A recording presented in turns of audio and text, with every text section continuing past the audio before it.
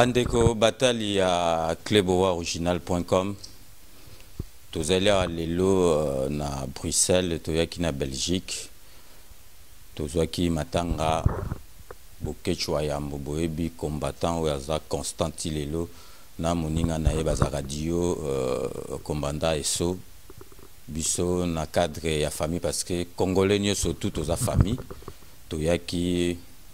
na matanga toyaki pe conférence oyo wayambo salaki parce que so nga na zu matanga wayambo pe abenga ngai yango wana vraiment toyaki awa to sisi matanga et puis to lobeli pe makambo mboka parce que ba misusu bazwa kale misusu baza koloba soki ndenge nini mais na moment o ndenge to komi mboka e komi mutu tout il faut azwa conscience na ye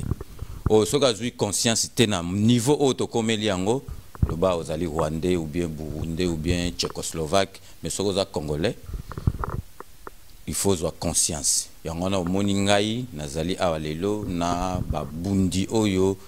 babundela mboka banda babanda ti lelo baza na faite parce que ngape nazalaki na niveau à Paris tant combat et banda nazalaki omoni combat bamsu bakanisaki yango kaka okoti lelo saliboye Mandela umelaki omoni bato bakota yi combat na baventure bameli pema et puis babimisi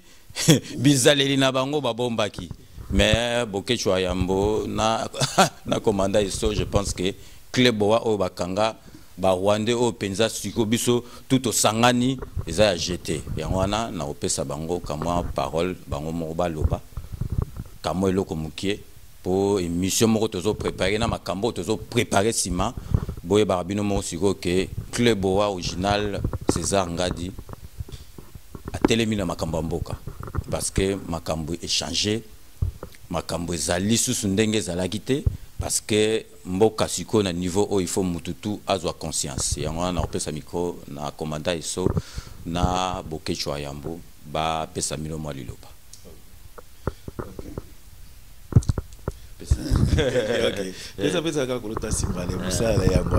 Ok, bande on a biso, je pense que bon moni biso na kulutu na biso nganjawa bino moyo ki alobi ke mutu nyoso azwa conscience. Moni ça veut dire kulutu aibike asa congolais il faut à défendre mabele na musala naye à part musala micro de a ko défendre na micro donc moni ki atie c'est musala na service ya ko défendre mabele to so sala toujours appel na bande na biso ba journaliste mususu bolanda par exemple ba kulutu ba banda musala oyo avant bino ke il faut bosala la mabele avant le 31 décembre mutu nyoso a jouer rôle pour noter les peuple ils aba musiciens bino pe bosala ka rôle kana micro oyo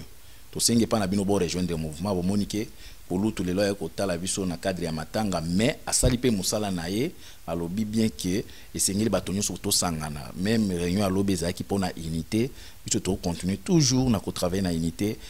rassemblement to soutenir ngo pona unité lelo bo moni biso na kulutu ba makambo nyoso elekaki wana eza na cadre ya famille mais lelo kulutu alakisi ke en tout cas aye po azwa information pona ko pesa bandeko na biso obazana Kishasa baye bake awa eza première unité et sengeli tout sangana biso tout poto bengana ba Rwandais division ezo profiter na Kanambe. Merci beaucoup. Oui, merci ming ndeko nanga César Ngadi na zongisi lokumu pa Dieu tout puissant, le créateur de ciel la terre tata Nzambe na bengi na kombo ba koko na biso ba benga ke papa Nzambe papa Nzakomba Mungu Baba papa Nzapa yenda lingaki biso misatu tobotama na mabele ya Congo eza biso lelo oyo tala bandeko nde baza kokufa lokumbo ezonga na mwana ya mpata Seigneur Jésus Christ RDC le roi du Congo biso tout kolekana me kombo Seigneur Jésus kotikala seko na mabele wana lokumbo ezonga na papa Kimbangu yene mutabundaki bitumba wana lokumu ezonga na makila ya Patrice Emery Lumbumba Etienne Tshisekedi wa Mulumba Mobutu Maréchal bao nyoso babundela kimboka bale moloto alobaki wayambo ale moloto bandai ko benga ngai Jean Baptiste do lokumu ezonga na Floribert Chebeya bo frère nanga babomela ngai na imposteur Aridi Polite Kanambi mwana Christophe Kanambi mwana Marceline oya botamaki na Rwanda ayebaki ata prix ya dodorate na parfum waye na mboka na biso ko exterminer peuple na biso aboma pe frère nanga fidèle bazana c'est mon frère cimetière monana te aye ko bomela biso les diaspora les plus courageux ari di polite kana moye bango talanga bien Kalev talanga bien Mende botalanga bien Kike Mulumba général Etumba Olenga Kasongo général Kalum botalanga bien boye baki ba nombre de morts bobomi na Kasai na moment na vani na zako bele la ba makila bande konanga plus de 3 millions de Congolais bazola la Libana na Kasai à cause de vous les traîtres soi-disant les intellectuels congolais au bo trahissez les nations na bino pour la kozomboka na biso ko pesa kona maboko ka imposer un illettré vagabond yoke bagage politique les races de vipères conducteurs d'aveugles Pharaon Hitler o aye le loko exterminer peuple na biso yango ya César ngadi na remercier mingi na message na yo do lem susu to bundaka pe moi ba maloba il faut qu'on limbisa na mokili toza ba un être humain pardonnez ngai na à l'époque na bitumba o libanda oleka ozainde kunanga to bando lukaka tozonga na nzela lelo oyo zongisi biso parce que toko boma na biso te ya César na mona ki otango ya Claude akufaki na nengo souffraki okoze bembe donatality tango ebembe comité na ndako na mona toza mopaya pa nao na mona ke ngomne kuza mopaya mais oko oza mona mboka wana okoli na ipeni wana papa salaki lelo ke tozala ti ebembe ozongisaki ba matanga mutwele baya Michel ba Patience Ngazi c'est la famille donc pardonnez ngai na makambo eleka tozonga na rai on a besoin d'immunité ba Congolais fait ba quitter César fait tout quitter encore total le loke biso tout to kolekana mais ma bilona to tikira bana na biso te histoire ni tout ça na 21e siècle ba koko na biso ba bundi le 4 janvier 1959 ba kufa ebele Léopold dia kata bango maboko mais lelo oyo ya César na miso na biso na yo na mama Dani Bokombe tsunami na pese mbote na mama Didi Asuta mabolongo inda mama ya ba prière otozo sambela makasi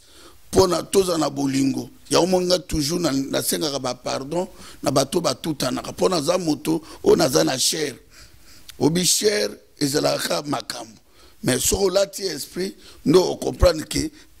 nous autres kolekana mais esprit na yo e okena e pa nzambe akino juger yango tango salaki bolamu na se na likolo pe ba koyamba na bolamu yo salaki na se ya to bi l'air est grave bande kunanga diaspora à Londres Angleterre eza bisote eza ba britannique bande kunanga ata tutangi bana baza kotanga peuple yo o ba comme esclave peuple o pesi mabele ne mo Congo boye ba ke malédiction kolata biso partout ce qui to sali makasi te to sala mobilisation eli kamba ndeko na biso César Ngadi te ye moka simi micro atie 4e puissance mondiale donc micro to o papa César atiawa ba komona biso mokili mumba pe Congo mobile mokili mumba eza théâtre te bande kunanga diaspora à France to bambani mabanga to fingani surtout tuni bilan na biso to zui rien distraction na distraction bozo bunda takana ba komi milliardaire Mende milliardaire Matata Ponyo milliardaire général Olenga milliardaire likola distraction na biso yango tozonga na nzela po to ko gagner bitumba oyo yango bandi kuna biso bobo sénateur bandi kuna biso a rassemblement au Félix Azako diriger toza ko soutenir des unités problème so bato bakasa te o boketu pourquoi tanga Félix oui parce que azana Teresa naturel moto azo résister na maloba na misala pe zomonana biso pe to soutenir na ndenge ke lobby fait tozo etanga manengo na bande kuna ngai yango na lobby ke le 28 novembre oyo ndeko na biso Félix asenga ki fe bato babima bana kini bobima bana Kinshasa soki bobimite bozolanda ka masanga na 15h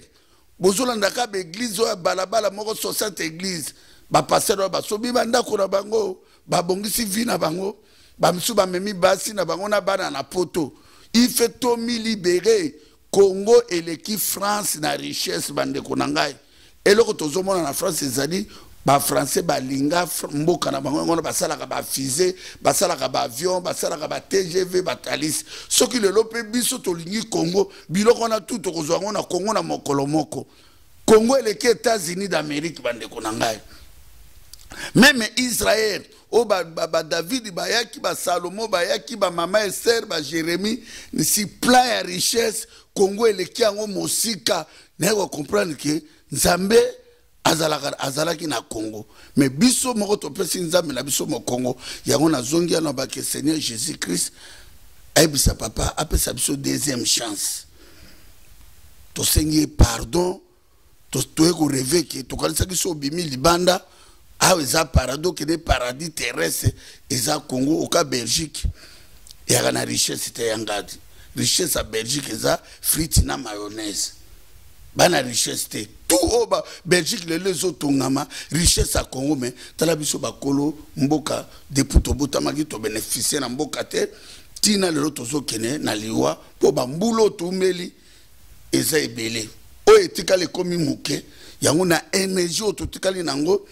tozo senga na ba journaliste nyos bandeko tout baza partout dans le monde to mobiliser bandeko ya Kinshasa to mobiliser bandeko na biso bazali ba pesa ba message ndenge ndeko na biso César Ngadi mona papa Ngadi utukolobaki o ezali mouvement unité ça fait soko lobi o mobiliser batute lobo za soudanais oza ghanéen oza tchadien lokola olenganko samso li pasa ya président Corée du Nord bakokana na basuki donc ere yango bandeko eza lobité ba congolais bozila lobité Kalev Yaner au monde ko tsasuki no ka tente tu dois payer cher Kalev oko payer cher Congo neza ya batuti te Congo eza ya Ruberwa te Congo eza ya Bisenyimana te Congo eza ya Moïse Mwarungabu te Congo eza ya Zoé na Jeannette te baza batuti na bautu bazalaka na Kigali batuti na bautu bazala na Burundi tika ba Rwandais 20 ans yangona mes respect ya César Ngadi lokumo ezonga kaka epa Dieu tout puissant ezala kika na sepene ngo talanga na H de Noé na matanga bo leki akufi babomiye mais biso tozo continuer combat na leki paza martyr ndenge mona ba chebeya po moto babomiye ba kaza martyr eloko bongaka obelaki ba traité yo apo kufi na malade mais net bande kuna biso ya ba kasa bazo kufa na beni partout c'est baza ba martyr donc yangona te ko lembisanga boketu kute pesinga lisu makasi na multiplier fort énergie nanga pour la libération à Congo. Merci mingi ya César Ngandi, merci mingi Tsunami Dani Bokombe mwana mongo awe la raté. Faut y rappeler tout ça ba émission tout pour etikali énergie. To pesa moins énergie tant moko na biso za libérer to ko sepela na mabele na biso to ko zonga kuna o ulingaki journaliste o tika na journaliste ba ko sabilanga ba sabilanga o ba ko zonga na ba médecin tane ba ko bana ba komi ko kangama na ba l'hôpital mama emo bana mike ba komi ko bota parce que l'état ezate na mboka na biso mama Didi asuta mabolonga inda continuer ba prière na odo yango. Ok, donc binomo bolandi bokechu wayambo na komanda iso na oyo bokechu alobio makambo eleka kala wana ezaka kanda ya mboka moni kanda ya mboka le msusu ozokanisa makambo ebele mono sala makambo le msusu oyebite mais wana nyoso tu ko bomande ko to sito leka yango siko to komina l'air ya unité po na mboka na biso ekende liboso donc wana tu eza mais boye basiko ke dorénavant soki bomoni César Ngadi Kleboa na mingi au servi pona ko libérer mboka donc ko kanga bato tout na Kleboa na poa soko kanga minango donc na ebite soko bima po to lakisa ke toza bandeko bokechwa yambo Yanga Kleboa tout le monde est d'accord. Tout le monde est d'accord. D'accord. Donc vraiment botikala bomoni air yango ndenge na lobaki kuna na aéroport na Félix Tshisekedi air ya kobongo la motema yango. Donc koyate na suka o lobaki obona botalaka Kleboa na Dani Bokombe micro na biso bokomona ndenge makambo ça. Donc la meilleure est à venir. Allez, à très bientôt. Merci.